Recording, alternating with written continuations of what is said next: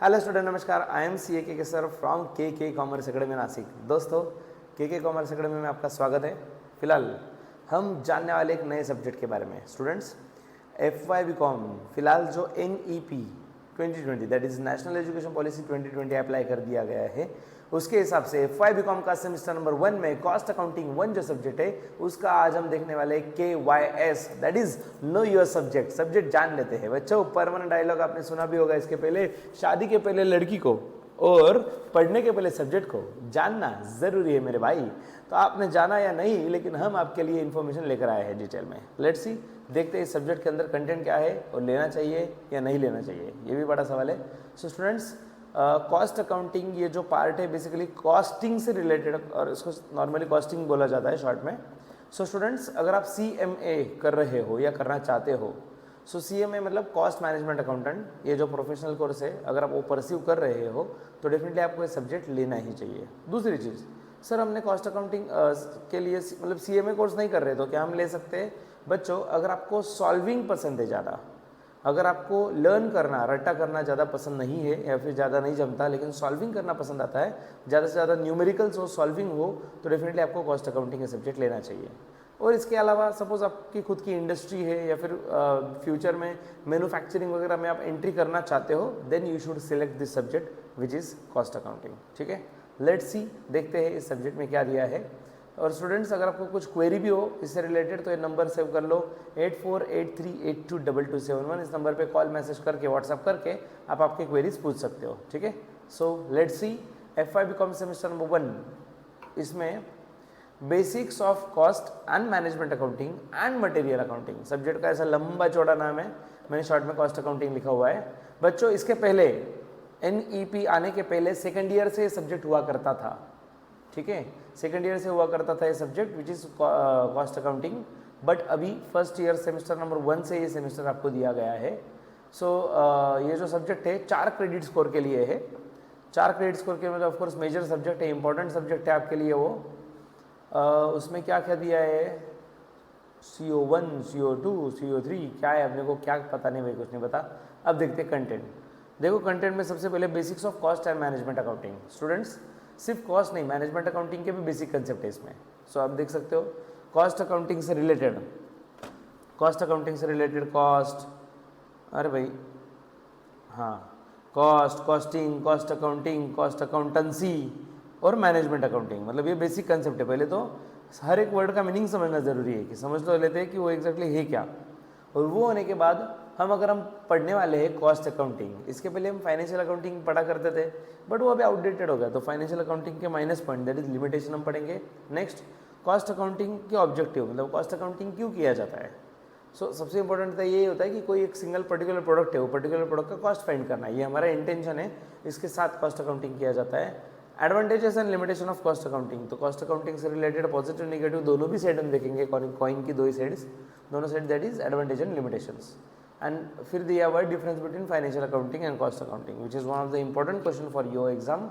Financial accounting और cost accounting का difference क्या है। ठीक है, सो बच्चों, इस तरीके से हम चैप्टर नंबर 1 में कॉस्ट अकाउंटिंग से बेसिक चीज़ें जानने वाले हैं, बट बेसिक चीज़ों के साथ साथ हम डिफरेंस जो देखने वाले 3 डिफरेंस है। अभी कॉस्ट अकाउंटिंग अपने सब्जेक्ट का नाम है बराबर, तो कॉस्ट अकाउंटिंग ये कांस्टेंट रहेगा ऑलमोस्ट। कॉस्ट अकाउंटिंग का डिफरेंस पहले दे दिया फाइनेंशियल अकाउंटिंग के साथ, फिर कॉस्ट अकाउंटिंग का डिफरेंस दे दिया मैनेजमेंट अकाउंटिंग के साथ, और फिर जिनके साथ कंपैरिजन किया दैट इज फाइनेंशियल अकाउंटिंग और मैनेजमेंट अकाउंटिंग, उनका सेपरेट से डिस्टिंग्विश दे दिया।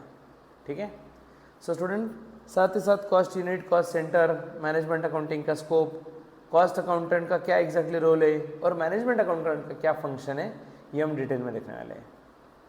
ओके, सो बेसिकली अगर आप देखोगे almost 80% of the chapter is covered by cost accounting, but few portion or we can say 20% portion is covered by management accounting. Okay, so students, next is elements and classification of cost. चलो, हमने cost concept सीख लिया, cost, costing, cost accounting, cost accountancy, सब छोटे छोटे चीज़ें हो गई। अब हम बात कर रहे हैं क्लासिफिकेशन ऑफ कॉस्ट की। तो क्लासिफिकेशन में देखा जाए तो कॉस्ट अकाउंटिंग के जो स्टैंडर्ड्स है उसके मतलब कॉस्ट अकाउंटिंग के स्टैंडर्ड मतलब क्या, उसकी मीनिंग, डेफिनेशन, इंट्रोडक्शन होगा।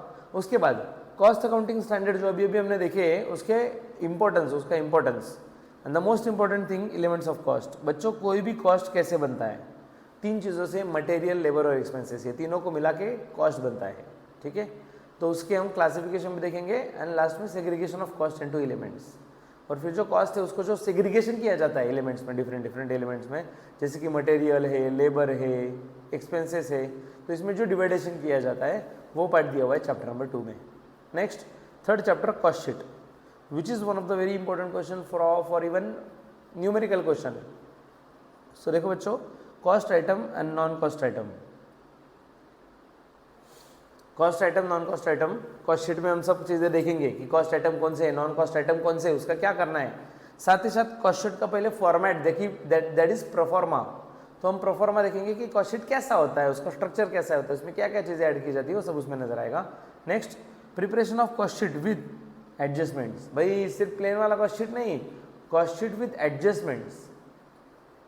सो हमें प्रॉब्लम में, दैट इज क्वेश्चन में कुछ एडजस्टमेंट्स दिए जाएंगे, वो कंसीडर करके कॉस्ट शीट प्रिपेयर करना है। एंड प्रॉब्लम देयर ऑन, साथ ही साथ प्राइस लिस्ट। तो बच्चों प्रोडक्ट का प्राइस लिस्ट, अगर हम बात करें प्रोडक्ट का meaning, preparation of price list कैसे करेंगे, ये थियोरेटिकल, बट इसमें सॉल्विंग वाला पार्ट नहीं कुछ हमें दिया गया। इसमें भी न्यूमेरिकल आ सकता है बट हमें नहीं पूछा है, वो थियोरेटिकल पार्ट है। बट हाँ, तीन चीज़ें प्रिपेयर करनी है बच्चों, तीन चीज़ें होती है। एक होता है अगर आपके पास कोई आ रहा है कस्टमर, बोलेगा कि मुझे एस्टीमेट चाहिए, साथ ही साथ टेंडर या कोटेशन प्रिपेयर किया जाता है। तो ये जब हम प्रिपेयर करेंगे तो उसकी भी न्यूमेरिकल प्रॉब्लम इसमें हम पढ़ने वाले हैं।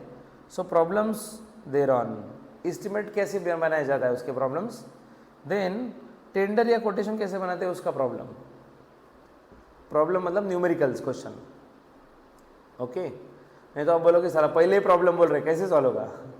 प्रॉब्लम मतलब numerical questions.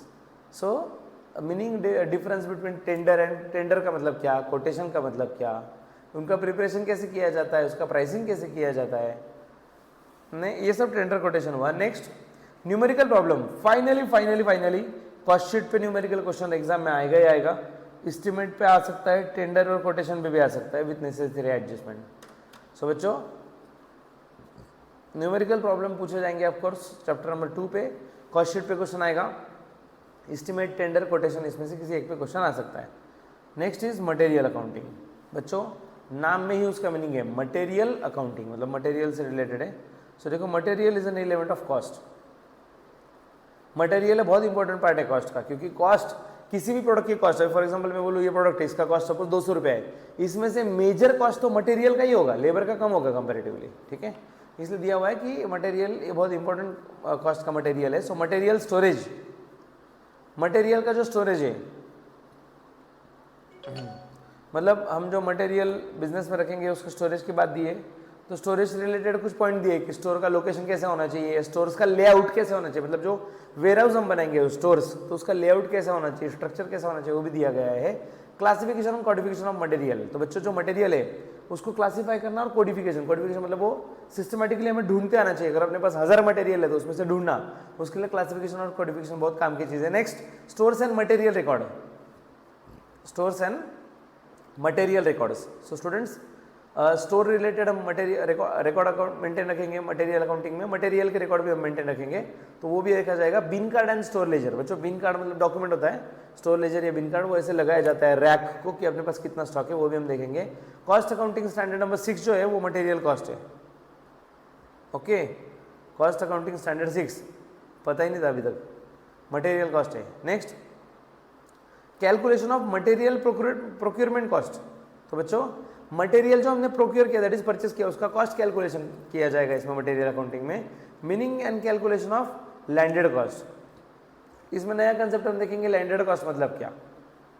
Next function of purchase department and scientific purchase, बच्चों मटेरियल अकाउंटिंग में हम ये भी देखेंगे कि meaning and calculation of function of purchase department and scientific purchase procedure. तो बच्चों परचेस किस तरीके से करना चाहिए, हमने कब परचेस करना चाहिए, उसका राइट टाइम क्या है वो भी सिखाया गया है। नेक्स्ट जो स्टॉक है अपने पास, जो स्टॉक पड़ा हुआ है उसका जो वैल्यूएशन किया जाता है गोडाउन में, एंड में पड़ा हुआ स्टॉक, उसके वैल्यूएशन के अलग अलग मेथड है, फीफो मेथड है, लिफो मेथड है, सिंपल एवरेज है, weighted average etcetera. So numerical problem on all pricing methods for issue of material with necessary adjustments. क्या दिया बच्चों, numerical problem on all pricing method, जितने भी प्राइसिंग के डिफरेंट डिफरेंट मेथड है उस पर सब पे न्यूमेरिकल क्वेश्चन दिए गए हैं for issue of material and necessary adjustment. साथ ही साथ कुछ एडजस्टमेंट भी हम साथ में करेंगे, वो भी हमें क्वेश्चंस में दिया जाएगा। ठीक है, सो बच्चों ऐसे कुछ हमें टॉपिक दिए गए हैं जो हमें ऑफकोर्स शिद्दत से पढ़ने हैं, जिसमें से 30% पोर्शन आपको इंटरनल एग्जाम के लिए आएगा और 70% जो पूछा जाएगा फाइनल एग्जाम के लिए, सेमेस्टर एंड एग्जाम के लिए। ठीक है, सो इस तरीके का पैटर्न रहेगा, 30 इंटरनल 70 एक्सटर्नल, दैट इज उसको SW बोलते हैं, SW मतलब सेमेस्टर एंड एग्जाम। ठीक है, तो बच्चों उससे रिलेटेड डिटेल वीडियो हम जल्दी लेकर आएंगे। तब तक के लिए students happy learning with K sir, take care, bye bye.